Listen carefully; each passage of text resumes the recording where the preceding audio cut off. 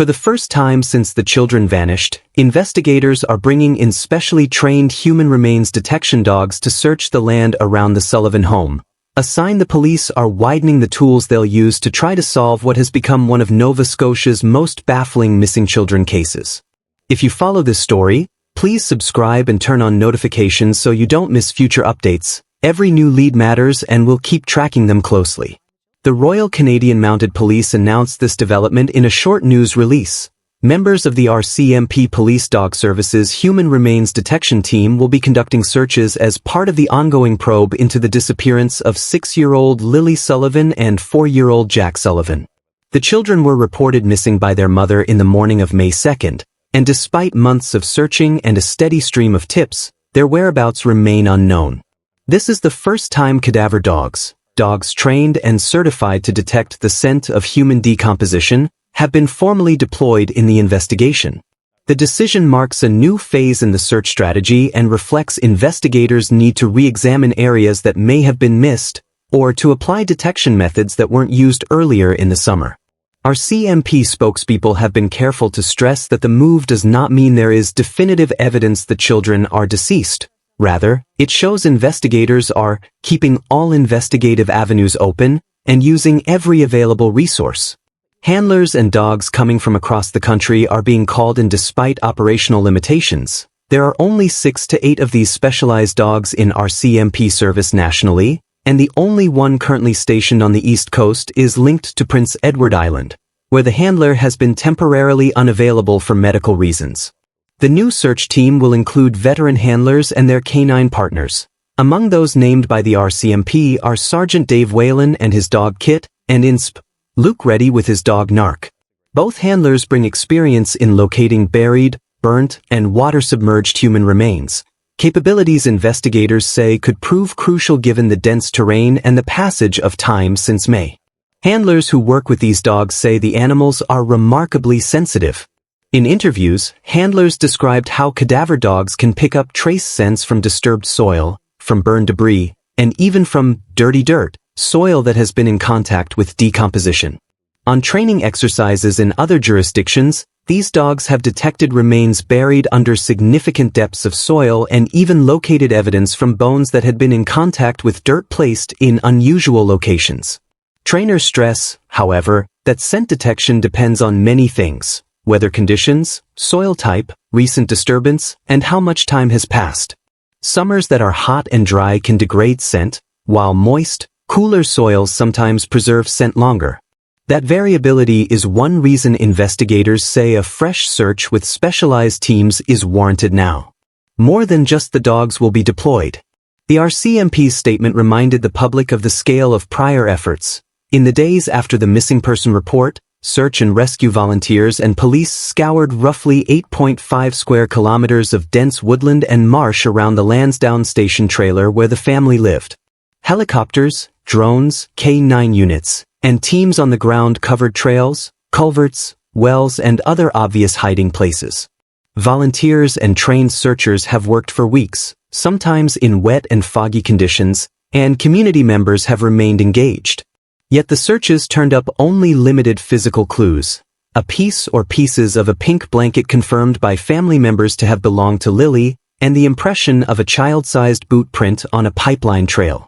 Court documents and warrant filings made public earlier this summer revealed the degree to which investigators have methodically worked to verify timelines and leads.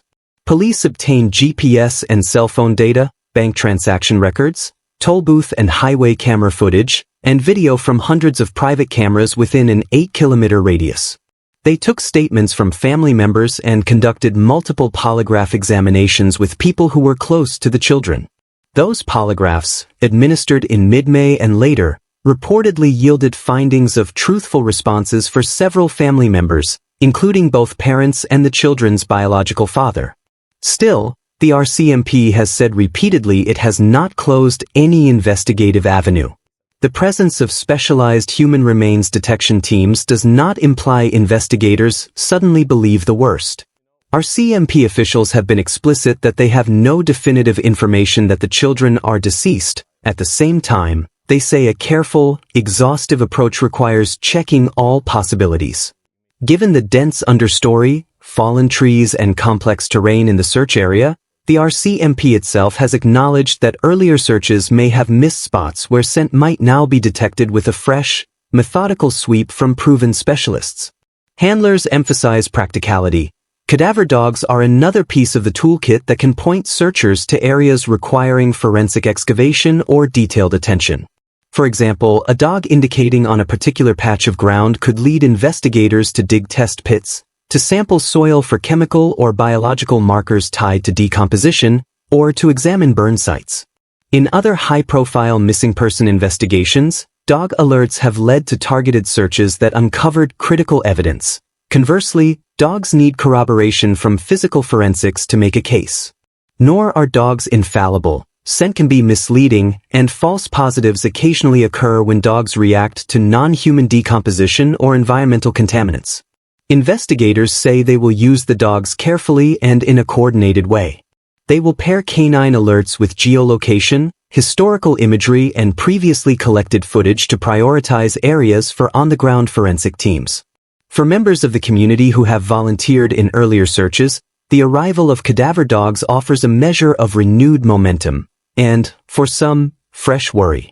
The RCMP is asking for patience and cooperation while these teams work. They will likely re-enter areas that residents thought had been finished, and searchers may request private access to properties or trail cam footage that was not previously available. The broader investigation, meanwhile, continues on multiple fronts. For months, police have been trawling thousands of hours of video, following up on hundreds of public tips, and interviewing dozens of people who had contact with the family. Investigators examined evidence found near the home. The pink blanket recovered in the woods, a separate piece of the blanket found in a garbage bag at the end of the driveway, and a child-sized boot print cast from a pipeline trail.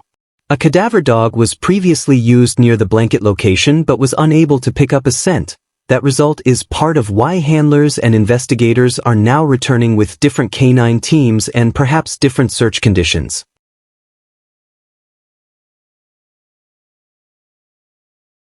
The public cordoned off much of the details surrounding the family's final days. Security footage confirmed the children's last known public sighting the day before they vanished, at a local store.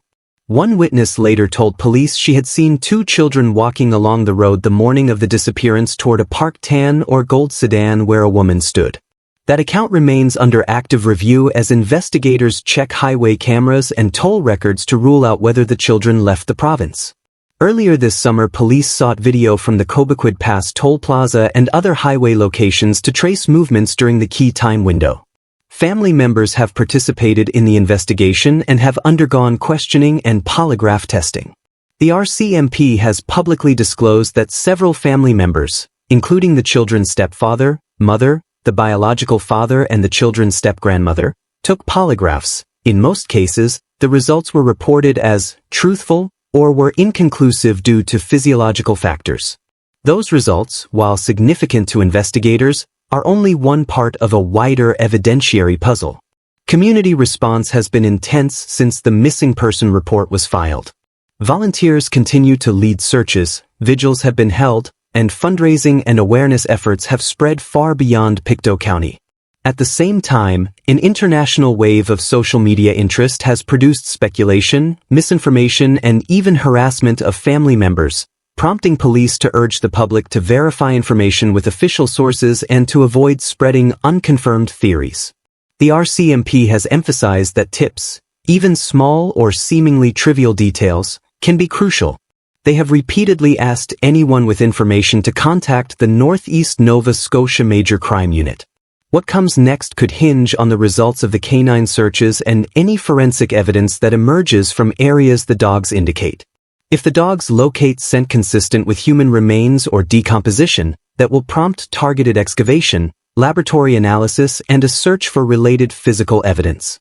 If the dogs indicate no scent, investigators may still re-examine timelines, re-review the mountain of digital data already collected, and continue following leads from public tips. Either way, the RCMP says the investigation remains active and that it is using every resource at its disposal. For families and neighbors, the arrival of cadaver dogs has stirred both hope and dread. Hope, because the search is being renewed with advanced tools that might detect what earlier teams missed. Dread, because the use of human remains detection teams raises the possibility investigators are now more seriously considering that the children could be deceased. Police spokespeople have tried to walk that fine line publicly. They reiterate they have no definitive evidence of death but that their duty requires exploring the full range of possibilities. The Sullivan case has already underscored how complex missing person investigations can be. Timelines blur, witness memories differ, and the natural environment can erase or conceal evidence. That is why investigators say methodical, patient work is essential. The use of cadaver dogs is not a headline moment. It is an intensive, technical step taken when other avenues need reinforcement. As the search resumes in new form, the community and the wider public are reminded of the case's human dimensions. 2 children remain missing. Parents, grandparents, and neighbors are exhausted by months of waiting. Anyone with information, no matter how small it seems, is urged to contact police. Rumors and speculation online will not replace verifiable evidence. If you have footage from May 1st to 3rd, trail cam images, dashcam video, or recollections of anything unusual in the Lansdowne Station area during that time, please reach out to the RCMP tip line. This investigation is far from over. The arrival of the human remains detection teams brings a new, serious tool to the search effort. Whether it leads to the answers a grieving family and community seek remains to be seen. For now, the focus remains on careful, evidence-based work, and on the hope that any credible lead will finally point the way to Lily and Jack.